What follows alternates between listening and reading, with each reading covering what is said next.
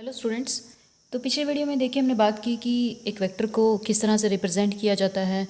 उसके बाद मैंने एक दो तरह के वेक्टर के बारे में बात की कि नेगेटिव वेक्टर कैसा होता है, इक्वल वेक्टर्स किन्हें कहते हैं। ठीक है, तो आज हम कुछ और तरह के वेक्टर्स के बारे में बात करेंगे, जैसे कि यहाँ पर मैंने लिखा है को इनिशियल वेक्टर्स। को इनिशियल वेक्टर्स देखिए क्या होते हैं, इनके इसके नाम से ही थोड़ा आपको समझ में आ रहा होगा कि जिनका इनिशियल पॉइंट क्या होता है, सेम होता है। यहाँ पे एक बार मैं लिख देती हूँ कि two vectors are said to be coinitial if their initial point is same. ठीक है, इस तरह से को इनिशियल वेक्टर्स को डिफाइन किया जाएगा।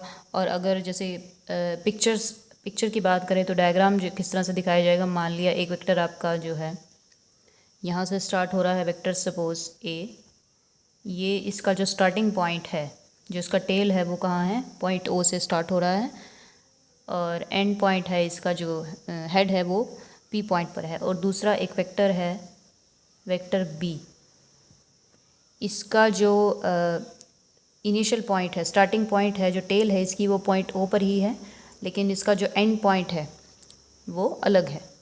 ठीक है, तो इन दोनों वेक्टर्स को ए और बी क्या है यहाँ पर, को इनिशियल वेक्टर्स हैं, क्योंकि इनके जो इनिशियल पॉइंट है वो क्या है, उनके कॉमन है। ठीक है, मान लीजिए आपके पास इस तरह से कुछ मैंने कार्टेशियन सिस्टम बना लिया अपना।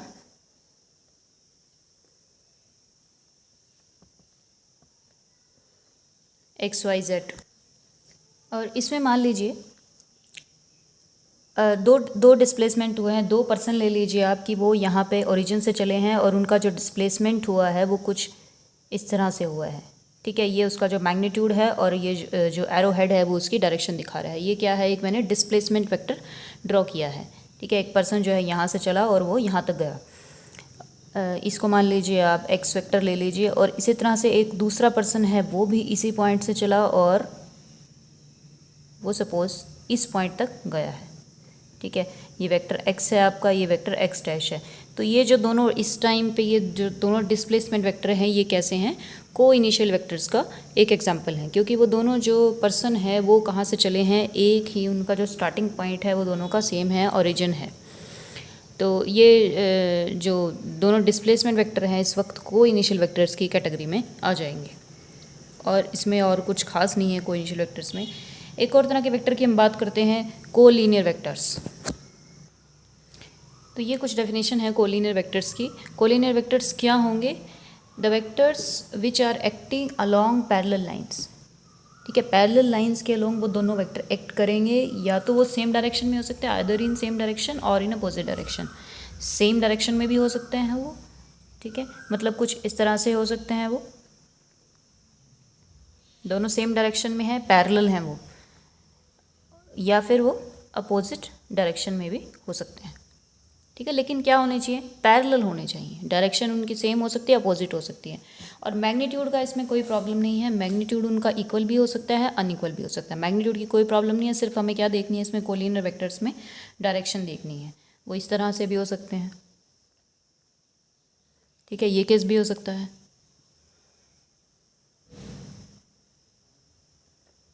ये भी हो सकता है। तो किसी भी तरह से जो है ये कोलिनियर वेक्टर्स ये चारों केसेस में आ सकते हैं। उसके बाद एक और है हमारे पास को प्लेनर वेक्टर्स। को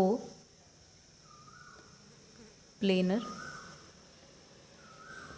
वेक्टर्स, इनके देखिए नाम से ही पता लग रहा है को प्लेनर। ठीक है, जैसे को इनिशियल था, को इनिशियल क्या था, इनिशियल पॉइंट सेम हो गया था। को प्लेनर क्या होगा, प्लेन सेम हो जाएगा इन वेक्टर्स का। ठीक है, मीन्स ये किस तरह के वेक्टर्स होंगे आपके, जो सेम प्लेन में एक्ट करेंगे, एक ही प्लेन में एक्ट करेंगे। Two vectors are said to be coplanar vectors if they are acting in same plane.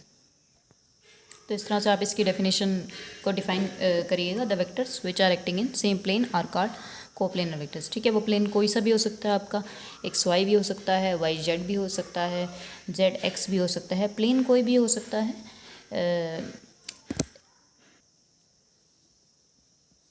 इस तरह से हम कुछ अपना कार्टेशियन सिस्टम बना रहे हैं, एक्स वाई जेड।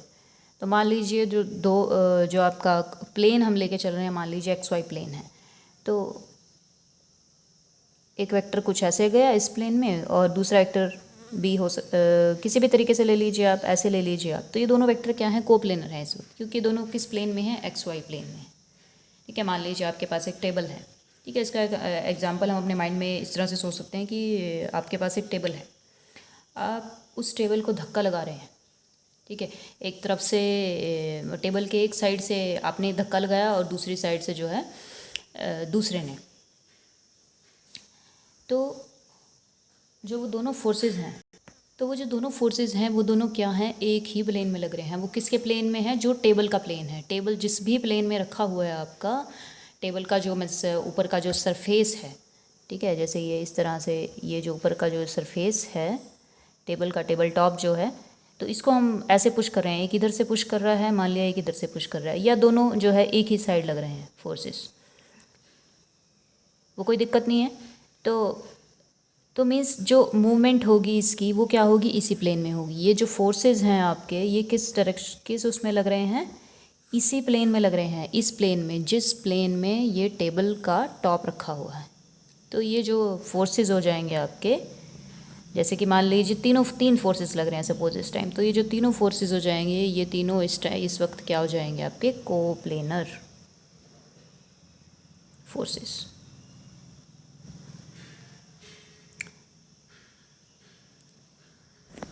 हो सकता है फोर्सेस इधर भी लग रहे हों, ठीक है, इस तरफ भी लग सकते हैं, इस तरफ भी लग सकते हैं, लेकिन ये फोर्सेस भी किस में लगेंगे, इस टेबल टॉप के प्लेन में ही लगेंगे।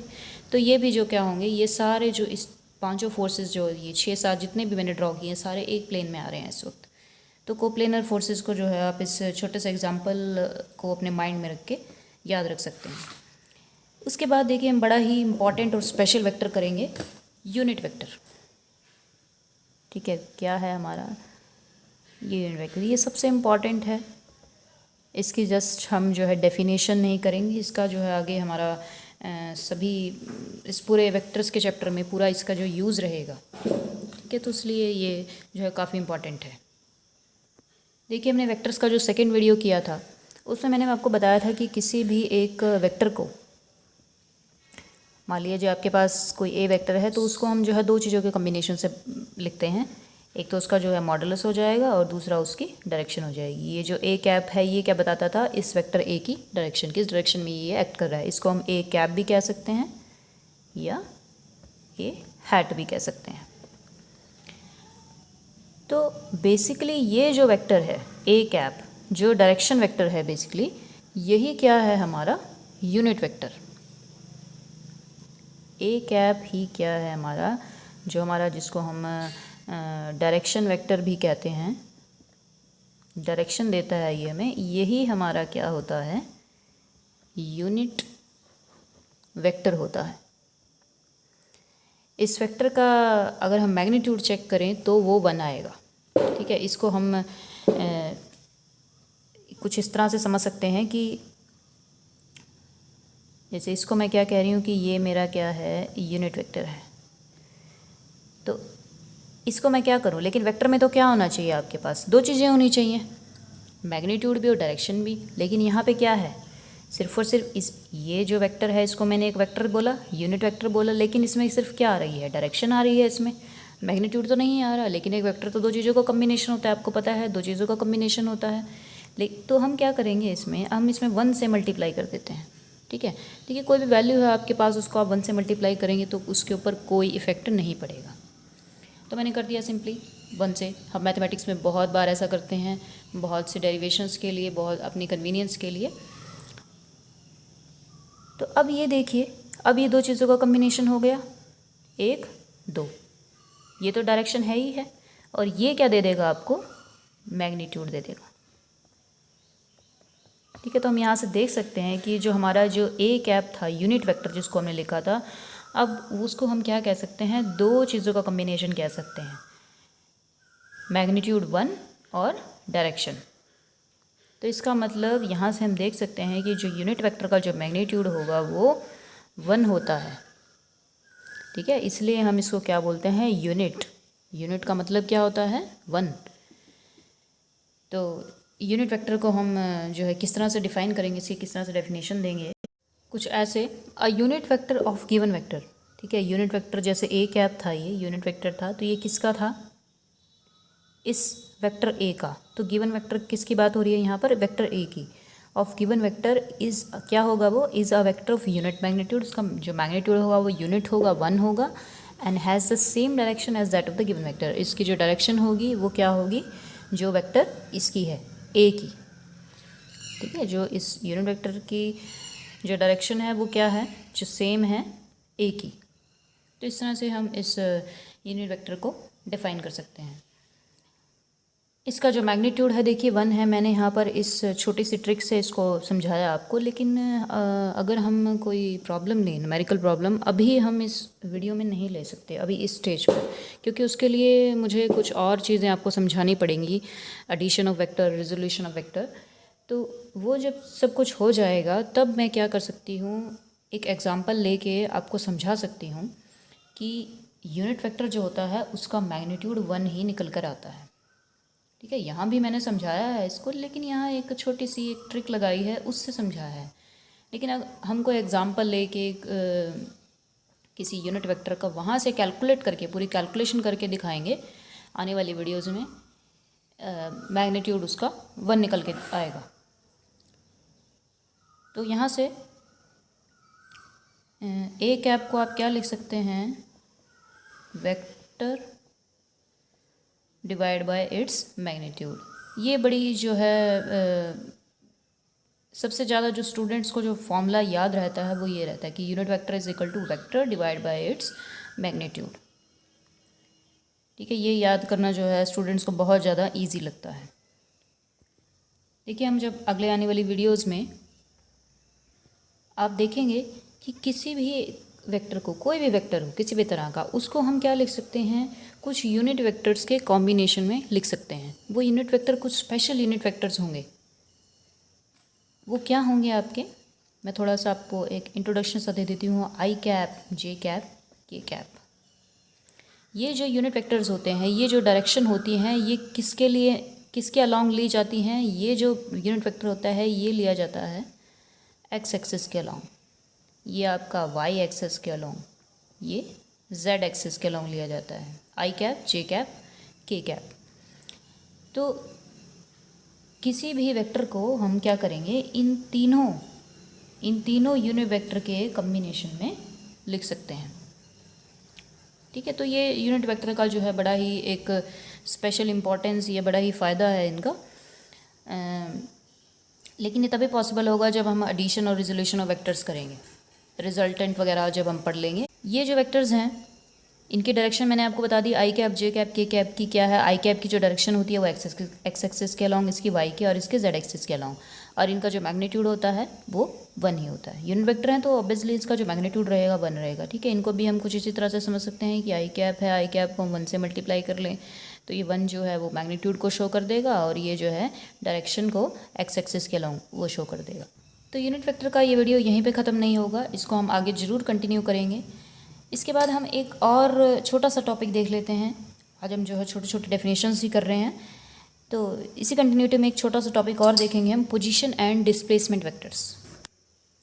देखिए, पोजीशन वेक्टर तो सिंपली क्या होगा कि जो ऑब्जेक्ट की पोजीशन बताएगा कि एक इंस्टेंट ऑफ टाइम के ऊपर ऑब्जेक्ट किस पोजीशन पे है और दूसरे इंस्टेंट ऑफ टाइम के ऊपर ऑब्जेक्ट किस पोजीशन पे है, ठीक है। जैसे कि नाम से हमें क्लियर होता है। डिस्प्लेसमेंट वेक्टर क्या बताएगा कि एक पर्टिकुलर टाइम इंटरवल में ऑब्जेक्ट ने कितना डिस्प्लेसमेंट कवर किया है। लेकिन हम इनको जो है अपनी वेक्टर रिप्रेजेंटेशन में किस तरह से दिखाएंगे, मुझे सिर्फ वो बताना है। पोजीशन और डिस्प्लेसमेंट के बारे में आपको पता है, वेक्टर रिप्रेजेंटेशन किस तरह से इसकी की जाएगी सिर्फ वो शो करना है मुझे, क्योंकि इनको समझना काफ़ी ज़रूरी है। और ये जगह जगह 11th में भी 12th में भी हर जगह इनको हमें ड्रॉ करना पड़ता है बहुत से डेरिवेशंस में। तो मान लीजिए हमारा कोई एक ऑब्जेक्ट है, वो एक्स वाई प्लेन में मूव कर रहा है, ठीक है। ये मेरा एक्स वाई प्लेन है, यहाँ पर वो मूव कर रहा है, ओरिजिन ओ है, यहाँ से वो जो है ओरिजिन से चला है, and let at any time t, किसी एक टाइम टी के ऊपर ऑब्जेक्ट की जो पोजीशन है वो सपोज़ यहाँ पहुँच गया वो, ठीक है। ओरिजिन से चला था और आफ्टर टाइम टी वो कहाँ पहुँचा, at any time T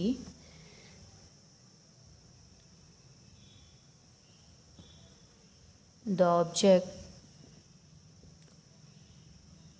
is eight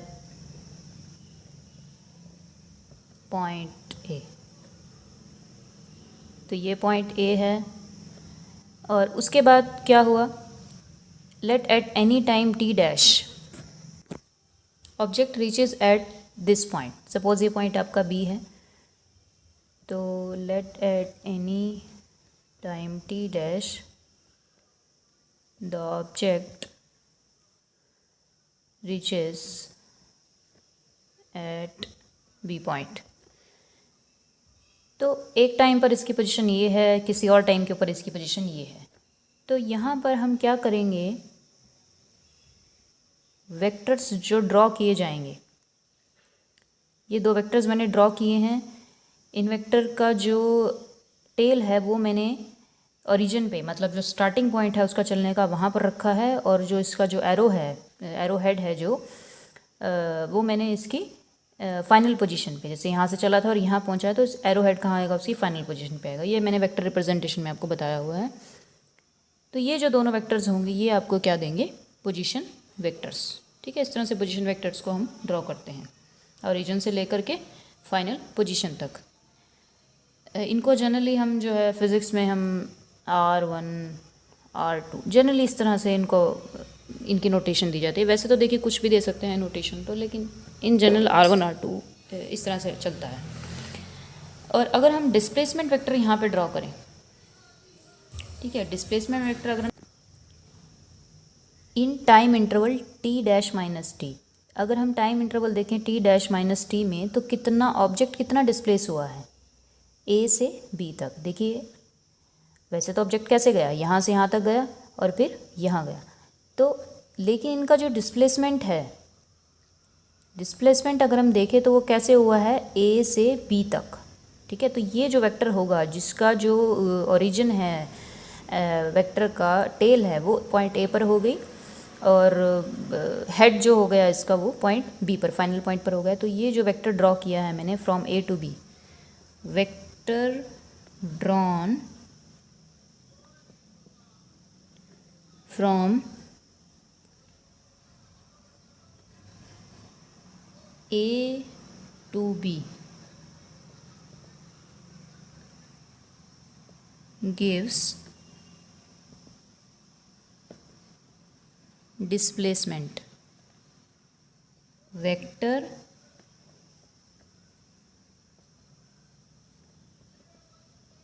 in time interval t dash minus. इतने टाइम इंटरवल में जो ऑब्जेक्ट का जो डिस्प्लेसमेंट हुआ है वो यहाँ से लेकर के यहाँ तक हुआ है। तो इस तरह से हम अपने पोजीशन वेक्टर्स और डिस्प्लेसमेंट वेक्टर को हम प्लॉट कर सकते हैं। ठीक है, ये कोई ज़्यादा बड़ा टॉपिक नहीं है, कोई इतना इम्पॉर्टेंट नहीं है, लेकिन हमें बार बार जो है, हम आगे जैसे जैसे हम हायर क्लासेस में, बड़ी क्लासेस में जाएंगे तो ये बार बार हमें ड्रॉ करने पड़ेंगे, पोजीशन वेक्टर्स R1 R2 इस तरह से।